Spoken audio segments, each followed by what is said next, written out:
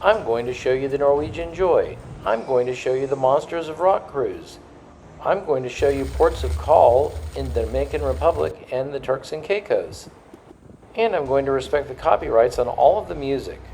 Let's see how I do.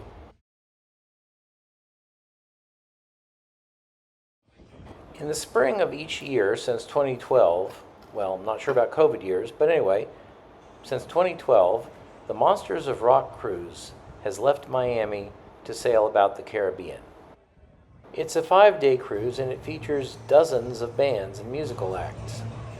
The ship has easily over a half dozen venues for the bands to play in, and many of them bring their own special merchandise to reflect that they were on the cruise. I did not see anywhere near as many bands as some folks who hustled from venue to venue, but in this video I'll show you what I did. After some epic delays getting out of the cruise port of Miami, we were aboard and now I can show you around the Norwegian Joy. Seems best to start with the cabin. We were in 13922. This is a balcony cabin. It's not a suite or anything like that, but it was plenty spacious and had some nice features. One of the first things you'll do is watch a safety video here, but you can also gather your lanyard and welcome goodies from the bed. Now let me do a little showing you around. Like most non-suite cruise cabins, it's longer than it is wide, but you have enough space to pass through. There's a desk where you can pile your things and where the room steward will put the daily guide. There's a room safe and there are hangers for that very special black t-shirt. Bathrooms usually don't require a lot of explanation, and this one doesn't either. But I can show you that the shower stall was a pretty good size. Now, to show you the rest of the ship. Remember, the fish swim toward the bow.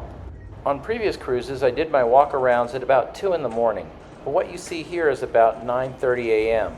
This was a late rising crowd, and given the performances, you can't really blame anybody. So, let's take a look around. Hit it!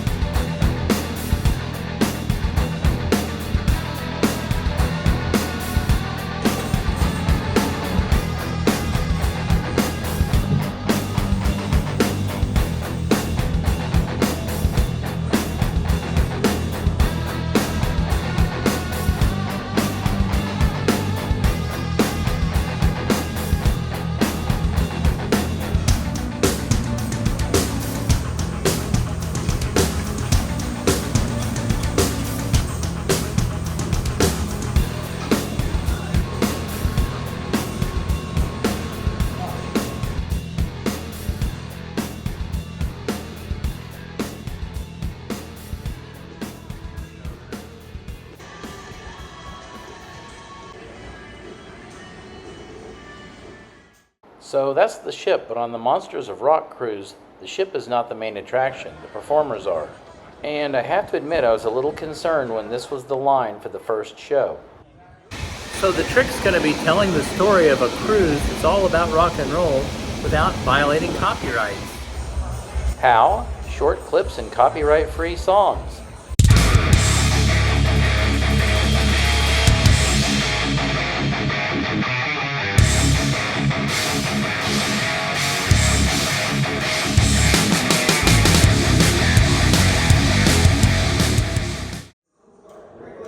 And that is part of how I'm going to do it.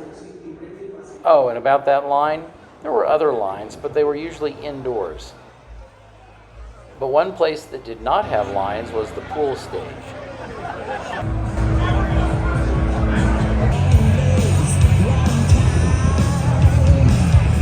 And we will start. Let me see who's first up on the stairs. Okay, I see this handsome gentleman. He's a Jersey brother.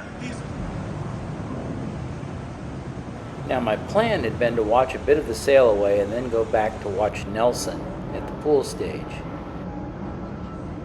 And I did watch the sail away. This is the view from our balcony. But you know how some hotel rooms need your key card to be inserted into a slot near the front door so that the electricity will come on and it will turn off when you leave your room? Well, some cruise ships like the Norwegian Joy use the very same system. And when I left the room, you guessed it, I didn't pull the card back. So I missed Nelson, but that's why I was able to tell you that the customer service representatives were really good. With that problem squared away and with dinner behind me, it was time to see another band. This side of the crowd is drunk. You pussies gotta catch up over here. It's like the crowd and their parents. Come on!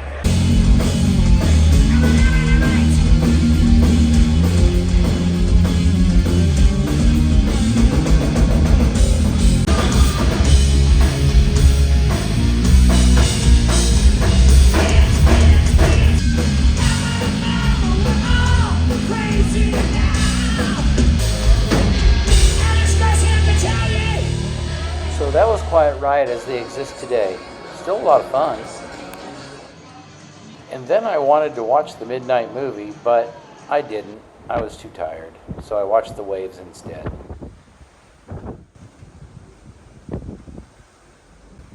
Monday was a sea day, our first full day aboard the ship. It was not my first rock and roll show, but it was my first theme cruise, and I wasn't really sure how everything worked. The answer is you just go to the stuff you want to see.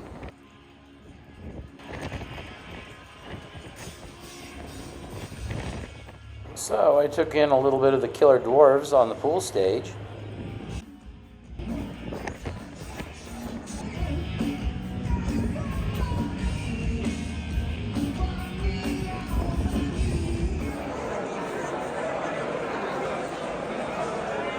And I also had sort of the sampler-sized portion of Heaven's Edge in the atrium stage.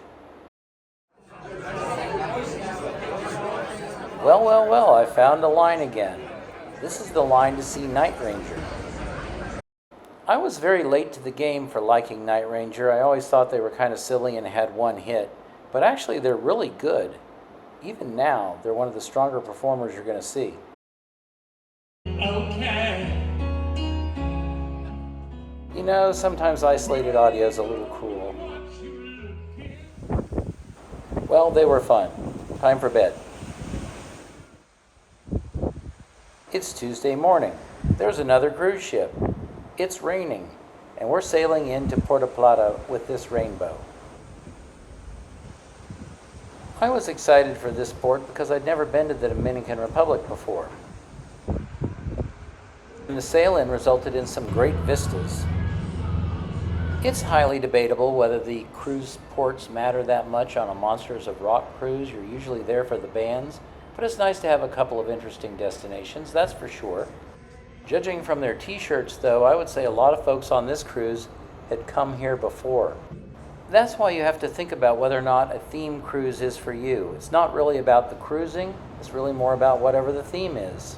For us, both worked. We got to see a new place, we got to see some bands we liked. I saw a couple of bands I'd never seen before and ended up liking them. I'd call it a success. Okay, so anyway, remember that other cruise ship? It's pulling up right next to us on the dock. That is the impressively large Celebrity Beyond, and they'll be in port the same time we will be.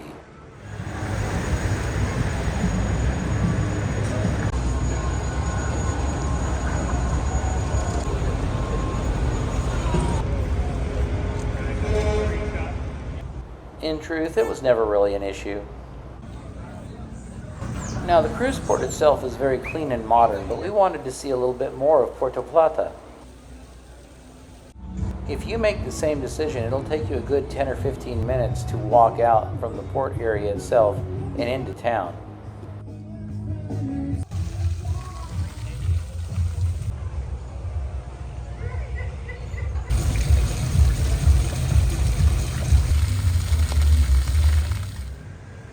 Then, when you do get into town, there tend to be two things that people want to go see: Umbrella Street and Pink Street. We only made it to Umbrella Street. We didn't even go to Pink Street. We're bad tourists, I guess. But it was still a neat little town.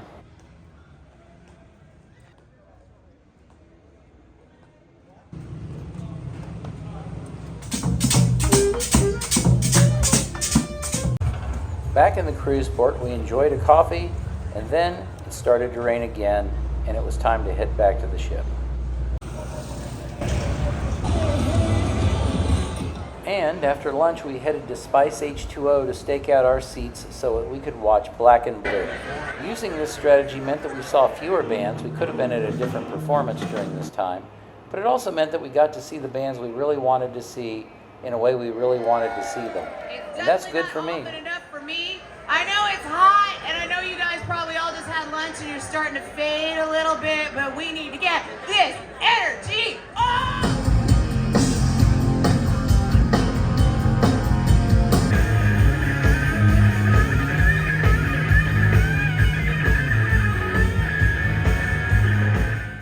So, Black and Blue, not really a band I know a lot about. I've heard them on the radio before, but they were really fun to watch. I think it's down to one original member, but so what? It's the singer.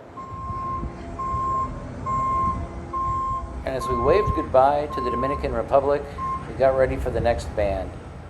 I must shamefully admit I did not see the entire set of Loudness, and I really wanted to. I don't know why I didn't, I just didn't.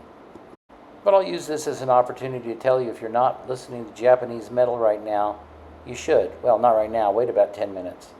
After you subscribe to my channel, go listen to Japanese metal. Sorry, Nestor, we were just passing through.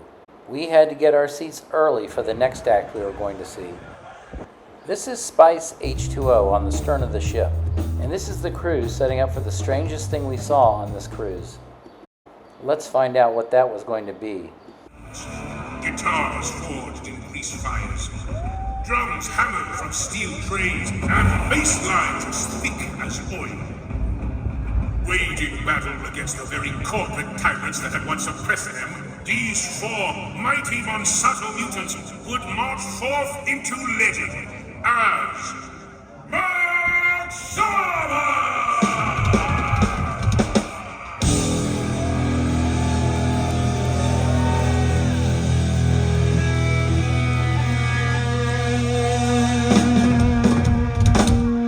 Heard the man, this is Mac Sabbath, and it is what it looks like. A cover band? Sort of. They do play Black Sabbath songs, but a lot more.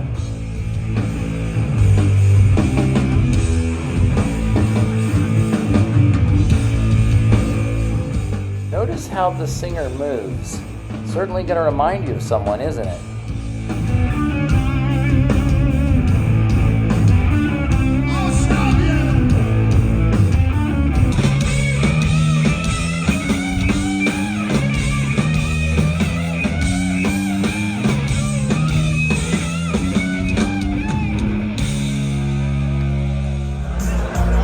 They were great. Time for bed. Once again, on Wednesday I was up earlier than most folks. Sometimes that just stings, but this time it meant that we would be among the first to go ashore at Grand Turk. Now, an interesting fact, this cruise was supposed to go to Great Stirrup Key in the Bahamas, but something went wrong, I don't know what, and so Grand Turk became a last-minute replacement. We'd been to this port before, and what I mainly remembered about it was beautiful water, a Starbucks, and some interesting little shops. And as it turns out, I remembered it well. We didn't have any excursions, although there are some available. And so we just poked about in the shops at the cruise port itself.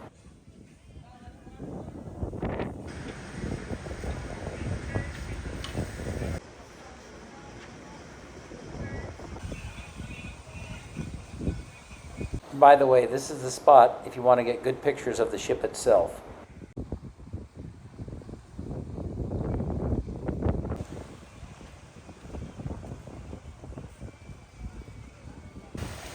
Crabs. It does seem like the kind of place where you could enjoy a beer. Confirmed.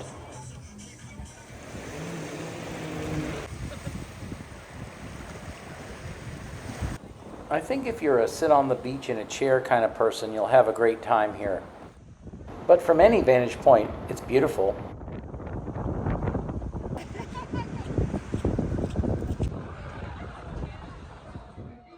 Returned from walking around in Grand Turk, had some lunch, and then just hung out in the cabin for a little while.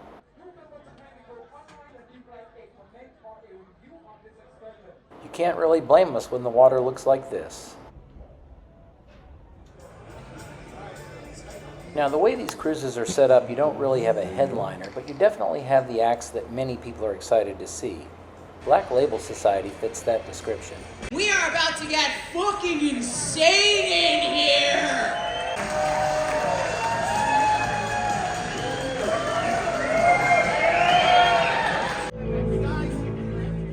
Let me show you a little of what became the appetizer for Wednesday night's dinner.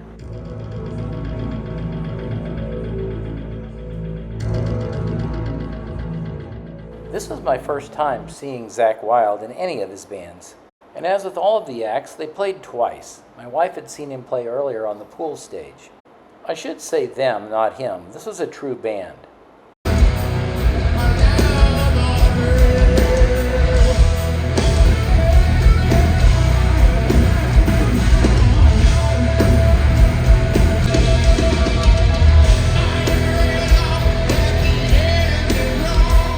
Not surprisingly, we got metal virtuosity and a tribute to Ozzy. Sorry, Cassidy, you're sounding good, but I'm just passing by. You see, the sun was setting, and soon it would be time for The Darkness. The band, The Darkness. They're great. I love them. They're one of my favorite bands. Anyway, here we go.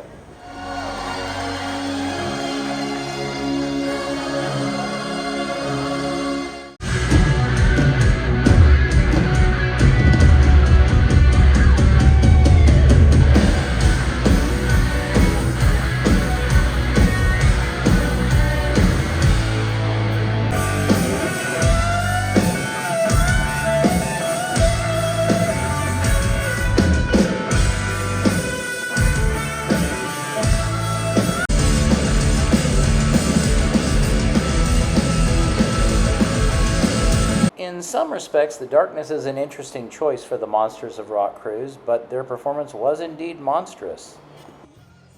I thought I was going to close out the evening with Lita Ford on the pool deck, but it was raining and I didn't stay up. She did play later, though. And Thursday morning was off to a great start. This would be a sea day, and it was also the last day of bands. Turns out the venue I went to most often was the Joy Theater. It is a seated venue, and that made it nice. Hey, I'm kind of old. But not as old as some of the band members. Now, I must admit that I knew virtually nothing about British Lion when I saw them. In fact, the main thing I knew was it was a band that had Steve Harris in it. You know, Steve Harris from that other band, Iron Maiden. But this was probably my biggest surprise of the cruise. I really, really liked them.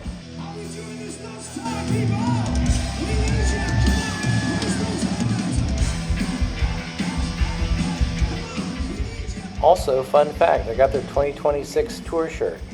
It has 2 dates on it. Then it was time for lunch and a demonstration of how to make mixed drinks that I didn't really watch. And early afternoon, I headed back to the Joy Theater to see Y&T.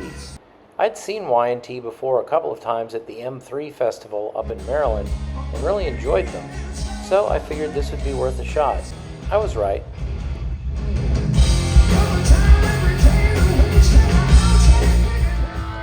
After a fine performance from Y&T, I was ready to see the darkness again.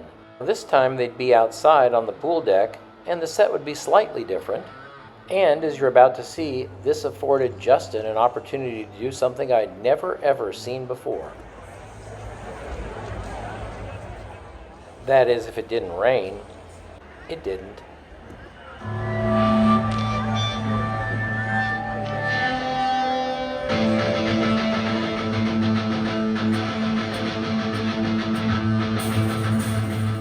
Oh, and this seems like a perfectly awkward time for me to ask if you wouldn't mind subscribing to my channel and liking this video. Helps a lot. I'm currently a micro channel, but the more you do that, the bigger I can be.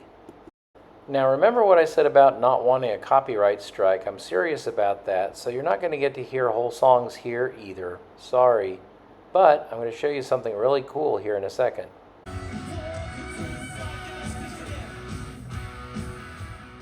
And as cool as it may be to see an entire audience on the pool deck choreographed into dancing to Walking Through Fire, this isn't the cool thing I'm talking about. But that's Justin riding a security guard. And watch what he does.